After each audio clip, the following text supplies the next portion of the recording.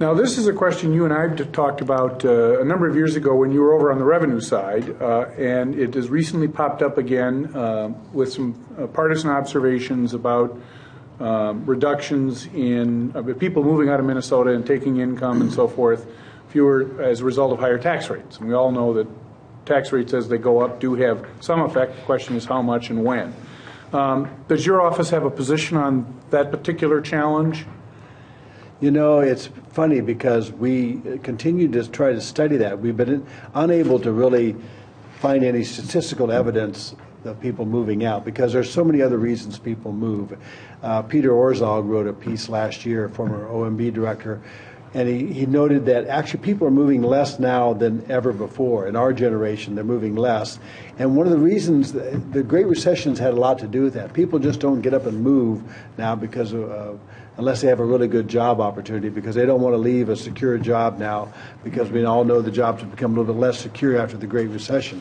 But people move because of family, because of weather, because of health, and because of, obviously, taxes sometimes. But we've been unable to really ascertain if that's measurable or not. So we do work, though, our economist and the Department of Revenue economists do work together to try to figure out what's going on and can we see trends and what's happening. But we're concerned about it. Obviously, we don't want to lose people because of that, and we're concerned about it. But we just haven't been able to really come up with any measurable data.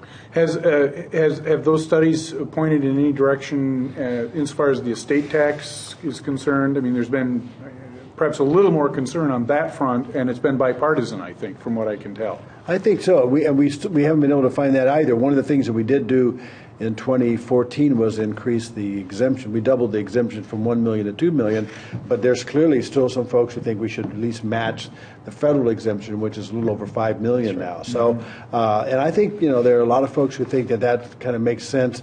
It would put us more in line with the federal, and people would understand that a little bit better. I think it's something we need to look at because, the governor's talked about tax fairness. Well, you want to have tax fairness all across the spectrum, and I think the estate tax is the one tax that people point to as the primary reason people move, especially late in life. Mm-hmm. So I think it's something we need to be concerned about and look at. Any thoughts on the taxation? Just overall, you hear the story of people not moving here because of taxes or moving out because of taxes. I have some people that email me very, very irate. We're out of here. We're going to do this. We're going to do that.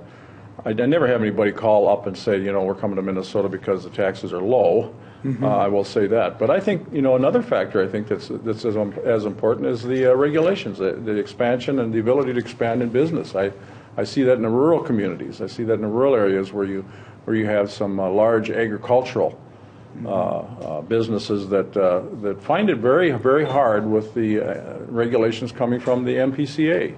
They think there's a lot of over-regulation coming out of there. So you see a lot of legislation targeting the workings that's going on with the Minnesota Pollution Control Agency, and we think sometimes they're a tad bit overbearing. And if businesses are going to go to Grand Forks versus East Grand Forks, Fargo versus Moorhead, and if that's making a difference, and we ought to sit back and take a look at that. I don't think we should pollute everything. I mean, we got a tremendous resource in this state, and it's called water and air. But at the same time, we got to be reasonable. Otherwise, we are going to drive businesses away.